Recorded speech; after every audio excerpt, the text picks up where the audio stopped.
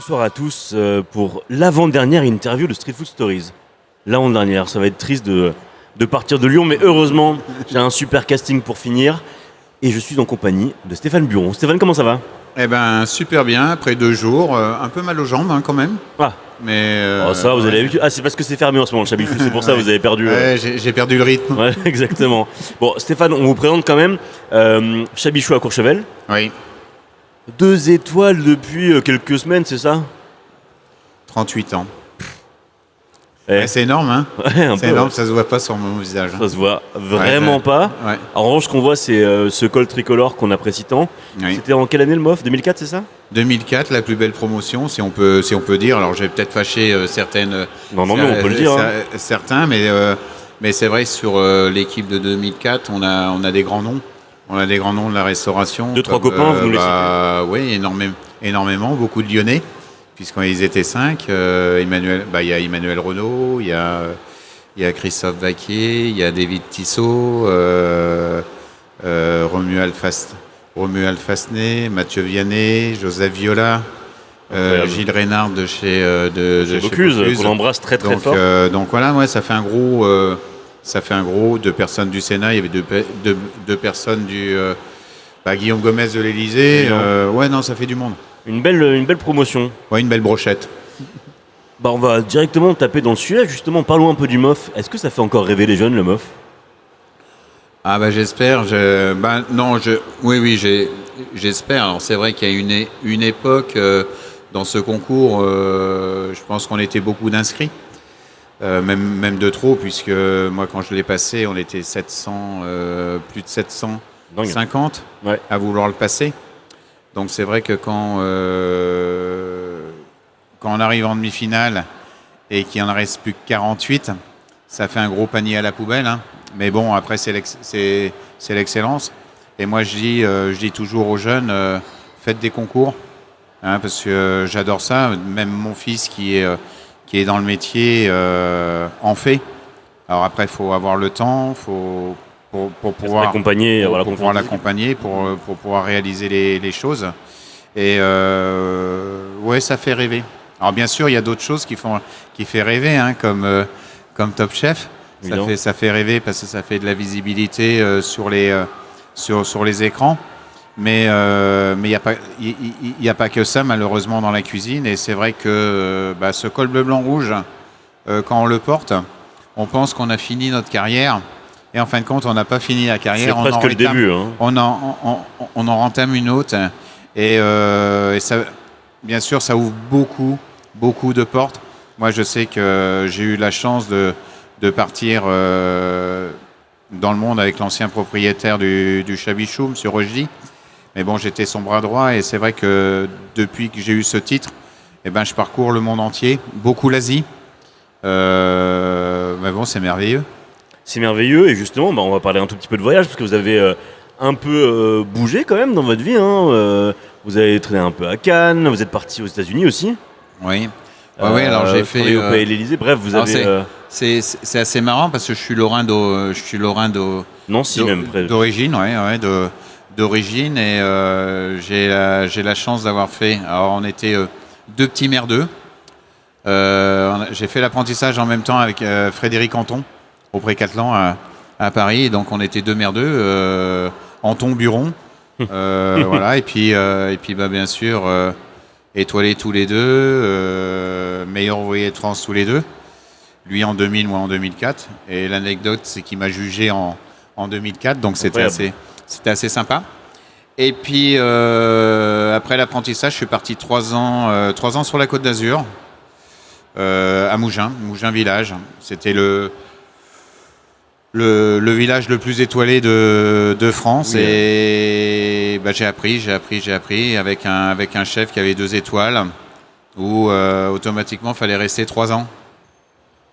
Et 3 ans c'est long, mais 3 ans ça a permis de faire tous les postes. C'est le temps que dure l'amour, donc c'est le temps que... Et donc j'ai commencé au garde-manger, et puis après c'était aux garnitures, après ça a été aux cuissons poisson, cuisson viande, et puis après saucier. Donc pendant 3 ans j'ai fait ça. Donc ça m'a permis d'avoir une belle formation. Après, cette personne était franco-américaine. Donc on a ouvert le même restaurant à Palm Beach où j'ai fait 8 mois. Donc là c'est autre chose. Les filles, la mer, les cocktails. Donc c'était assez sympa. Puis il a fallu que je rentre malheureusement, mais pour une belle maison. Donc j'ai eu la chance de faire la présidence de la République dans les cuisines. Et là ça m'a ouvert une autre vision de la cuisine. Et j'ai pu attaquer les concours parce que le chef était meilleur ouvrier de France, Joël Normand. Et donc j'ai attaqué les concours. J'ai gagné les 2 que j'ai fait à l'Élysée en jeune. Ah ouais. Donc voilà, après retourner à Cannes. On parle un peu de l'Élysée justement. C'est encore assez obscur et opaque pour plein de gens ce qui s'y passe. Quel est vraiment le rôle du chef de l'Élysée ? Alors, le rôle de chef de l'Élysée, là, c'est Fabrice Deving qui a pris la place de Guillaume. Et je pense que ça reste toujours confidentiel. Mais moi, ce que j'ai vécu à cette époque, que je me trompe pas, 86, du temps de Monsieur Mitterrand, c'était un gastronome et on faisait de très très belles choses, choses qu'on fait plus maintenant sur des grands plats, des tourpilleurs, des chauds-froids, des choses comme ça. Dès que c'était du froid, c'était de la gélatine, on faisait des damiers, on créait, c'était vraiment manuellement, on cherchait pas le temps, fallait réaliser, c'était très méticuleux, c'était les mains qui parlaient là. Donc voilà. Beau. Et après, l'année d'après, Courchevel, du coup. Hein. Et donc après, Martinez à Cannes avec Christian Villers. Donc ça, pareil, une belle maison en formation. Et puis un jour, il m'a convoqué dans son bureau, puis il me dit est-ce que tu veux faire la saison d'hiver avec moi? Et puis je voulais plus faire de saison d'hiver sur la Côte d'Azur. Je trouvais que c'était triste. Ouais. Et il me dit tu veux faire quoi? J'ai dit j'aimerais bien faire une saison d'hiver à Courchevel. Il ne savait pas ce qu'il attendait. Et puis je suis tombé donc au Chabichou avec une belle famille qui était Monsieur et Madame Rochdy, qui venaient d'avoir 2 étoiles Michelin 2 ans avant. Et donc là, ça a été quelque chose d'extraordinaire, puisqu'en plus ils avaient le Chabichou Saint-Tropez à une époque. Ouais. Pendant 8 ans, donc j'ai fait 8 ans hiver Courchevel, c'est très l'hiver à Courchevel et l'été à Saint-Tropez, mais bon on n'avait pas de coupure, hein. Dès que la saison d'hiver terminait, hop on descendait sur Saint-Tropez, et puis voilà, et puis en fin de compte ça a bien matché ensemble. J'ai pris des responsabilités en 2000 où pendant 13 ans je suis resté j'ai gravi chef de parti, deuxième sous-chef, premier sous-chef. Et il n'y avait jamais eu de chef de cuisine pour lui. Et en 2000, il m'a laissé son poste. Bon, lui, il était toujours là. Hein. Ah ouais. Comme d'habitude, la transition s'est faite en douceur. Mais donc voilà, il était toujours là. Et en 2000, j'ai pris le poste de premier chef. Bon, il avait l'œil sur beaucoup de choses. Il faisait encore le pass. Donc voilà. Et puis les enfants ont pas voulu reprendre la maison. Donc ils ont décidé de la vente. La vente s'est faite avec le groupe Lavorel Hôtel qui est basé à Lyon. Et donc je suis le plus heureux. Je deviens le cuisinier, peut-être je dis pas le plus gâté, mais en tout cas avec un joli 30 couverts, 30 cuisiniers, 6 soirs. 30 couverts, 30 cuisiniers, c'est ça la réalité encore aujourd'hui au Chabichou? Ouais. Ouais, mais bon, on est ouvert toute l'année. On est ouvert 7 jours sur 7. Du petit déjeuner jusqu'à tard la nuit, on fait notre pain, on fait notre viennoiserie, on fait presque tout. Justement, pour les gens qui ne connaissent pas du tout, ça ressemble à quoi le Chabichou? Chabichou a bien changé. Chabichou, on est sur 12 tables avec un univers qui m'appartient maintenant, parce qu'il a fallu que je sorte de l'univers de M. Rogy, en étant sur des produits de saison, de terroir le plus. Alors moi j'ai la chance, c'est que je dis toujours dans ma cuisine, j'ai 3 saisons. Et ce qui est un peu vrai, c'est que j'ai la fin de l'automne, j'ai l'hiver et j'ai le début du printemps. Donc on commence toujours avec la truffe blanche pour aller sur la truffe la Mélano. et terminer avec la morue. Donc j'ai la chance et on attaque avec le gibier et après avec d'autres produits, les poissons de lac, les poissons de mer parce que les lacs sont gelés et on peut pas, et il y a des pêches réglementées. Justement, et puis après on termine avec le lac et c'est assez sympa. Vous parlez de produits. Quand on entend 2 étoiles Courchevel, on a un peu peur justement d'un truc un tout petit peu guindé, même en termes de produits, en termes de sélection de produits. Comment on fait justement pour reconnecter un restaurant dans un endroit comme ça avec un monde qui finalement est un peu déconnecté? Alors attention, on fait pas que. Alors c'est vrai que Courchevel, ça fait rêver ou pas rêver du tout, hein, parce que ça peut être vite fait le contraire. Faut pas mettre que de la truffe ou que du caviar. Bien, il y a des belles maisons. Et je sais qu'à un moment, on avait décidé de réduire un peu cet excès-là parce que c'est quand même un coût qui est énorme. Et c'est pas parce qu'on met du caviar que le plat va être automatiquement bon ou de la truffe. Mais et en fin de compte, on avait fait un événementiel et les gens disaient t'as vu ça a changé parce que l'année dernière, ils nous avaient mis du caviar. Mais on n'est pas forcé de mettre du caviar à chaque année, à chaque événementiel. Et donc voilà. Mais j'alliais toujours un produit noble à un produit moins noble, soit sur la viande, soit sur le poisson, des choses comme ça. Et c'est agréable. À l'heure où les cuisiniers et les chefs restent seulement quelques années, voire quelques mois, voire font juste un événement dans un restaurant éphémère. Vous êtes resté très longtemps, vous êtes d'ailleurs toujours dans votre restaurant et depuis plus de 35 ans. Première question, c'est comment on est encore stimulé en restant dans le même endroit. Et deuxième question, comment on arrive à se renouveler, surtout en plus avec l'épée de Damoclès, à savoir les 2 étoiles qui sont au-dessus de votre tête. Déjà, pour avoir gardé les 2 étoiles, il a fallu se renouveler. Ouais. Et je dis toujours, il a fallu se renouveler tous les décennies à peu près. Et moi, j'avais toujours un copain qui me disait tu te rends compte, ça fait 13 ans que j'avais une étoile Michelin, je l'ai perdue. Je ne sais pas pourquoi, mais pourtant, je fais toujours la même chose. Je lui ai dit oui, c'est parce que tu as fait toujours la même chose que tu l'as perdue. Ouais, c'est sûr. Et je pense qu'il faut se renouveler. Il faut se renouveler dans la décoration, dans l'art de la table, dans ce qu'on sert, la vision. Alors moi j'ai la chance, et avec Monsieur Rogy, on a changé 3 fois l'univers du Chabichou, et avec Monsieur Lavorel 1 fois. Ouais. Donc en moins de 40 ans, on a changé des fois 4 visions complètement différentes. Le but, c'est que j'évite tout ce qui est standardisé.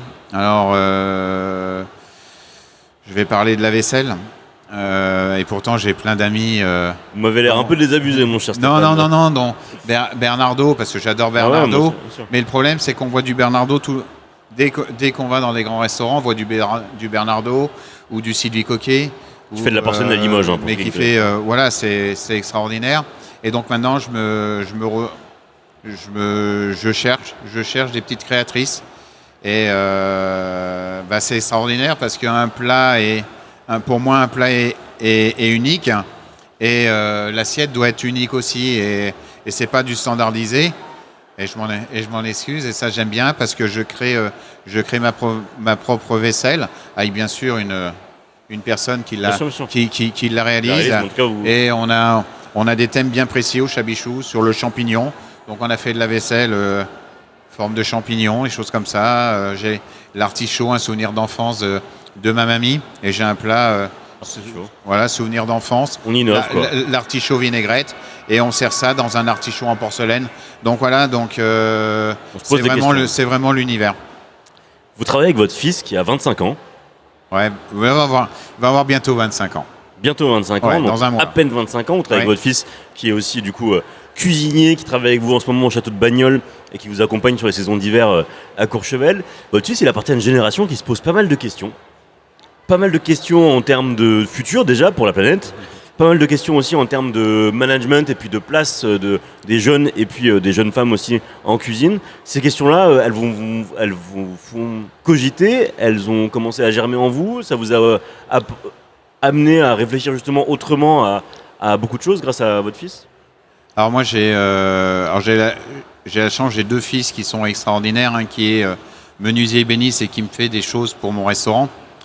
Et j'ai le petit, mais qui a 24 ans, et ça reste quand même le petit. Et j'ai eu la chance de l'avoir tout le temps à mes côtés sur la saison d'hiver, où il a grandi les postes. Il était apprenti BTS, après il est devenu commis.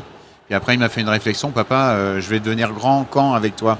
Je lui ai dit: mais il faut laisser du temps. Après, ce petit jeune est parti 3 ans chez Arnaud Donquel. Donc il faisait saison d'été chez Arnaud Donquel au Cheval Blanc. Et donc une saison d'hiver avec moi, re-saison d'été chez Arnaud Donquel, re-saison d'hiver. Après, malheureusement, on a eu la période Covid, mais lui, il a fait la 3e saison chez Arnaud. Et quand je l'ai récupéré, j'avais mes 2 seconds. Lui, il était que chef de partie. J'avais mes 2 seconds et il me dit: papa, nos 2 seconds, ils sont devenus nuls. Et je lui dis: non, c'est toi qui es devenu bon. Donc voilà. Après, il a voulu faire un peu une autre maison, mais qui est une très très belle maison, c'est Régis Marcon. Ouais. Donc voilà, et je l'ai récupéré cet hiver. Et je lui dis: tu sais, tu vas faire toutes les choses que j'aime pas faire. Ah. Le bureau. Et on a mis en place une vision, parce que bon, moi j'ai eu j'étais encore l'ancienne école, où en gros tu te tais et tu bosses. Et maintenant, non, maintenant c'est plus ça. Donc c'est lui qui s'occupe du planning. On essaye de faire, alors bien sûr, attention, quand je dis 30 personnes en cuisine, c'est pour faire le moins d'horaires possible. Ouais. Et donc on est sur un créneau horaire de 48 heures. Alors même si on en fait un peu plus, mais pour le bien des équipes, ils sont sur 48 heures, donc ils ont quand même la majoration de 39 à 43, ouais, et de 43 à 48. Donc on leur paye ça. Donc on a apporté un confort de travail quand même assez grand. Donc un confort de travail. On a l'équipe du matin, l'équipe de l'après-midi. On a, grâce au groupe Lavorel, et tous les employés des 14 établissements sont sur la même enseigne. Donc on a les primes week-end, les primes coupures. Donc quand les jeunes terminent leur saison. C'est de l'encouragement d'un gros groupe aussi derrière vous. Donc voilà, donc un confort de travail.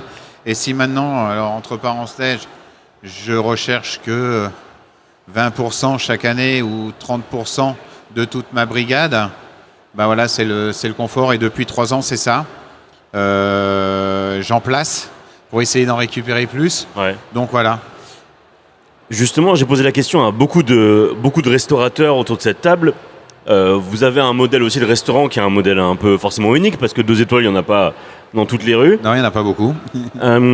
Est-ce que ce genre de modèle de restaurant, et est-ce que la restauration en général, peut justement s'accorder avec les enjeux de demain, c'est-à-dire est-ce qu'on peut faire un resto vertueux, qui gaspille pas trop, qui est écolo, qui jette pas trop de plastique?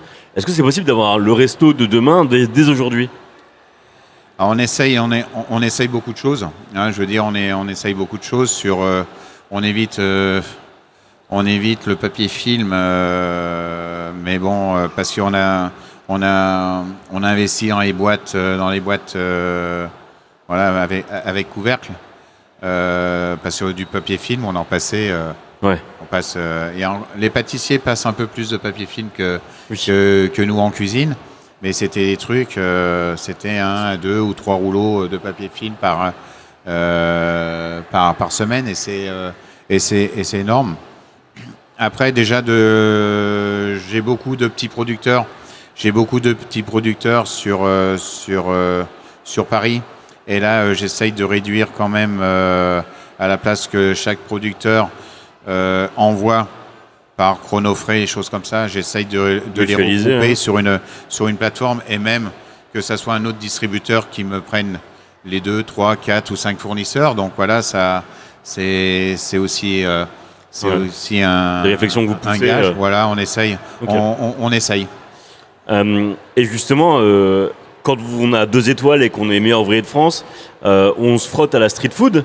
On se dit, putain, on va essayer un peu de sortir de sa cuisine pour se lancer dans la cuisine de rue. Ouais. Ça donne quoi justement quand vous faites ça et pourquoi vous faites ça? Alors pourquoi je fais ça Parce que j'adore la cuisine de rue. Comme j'ai dit tout à l'heure, j'ai la chance d'avoir fait pas le tour du monde, mais 12 fois le Japon, 5 fois Singapour, 4 fois Bangkok, Macao, Ça va, c'est pas mal quand même. Jakarta, tout ça. Le passeport est bien fourni. Et donc, ce qui est assez sympa, c'est que quand vous avez terminé le service, les cuisiniers sont tellement heureux de vous avoir que on vous emmène manger en street food.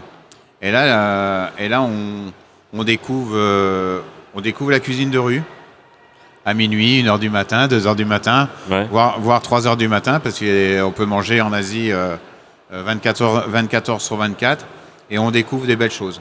Et sainement.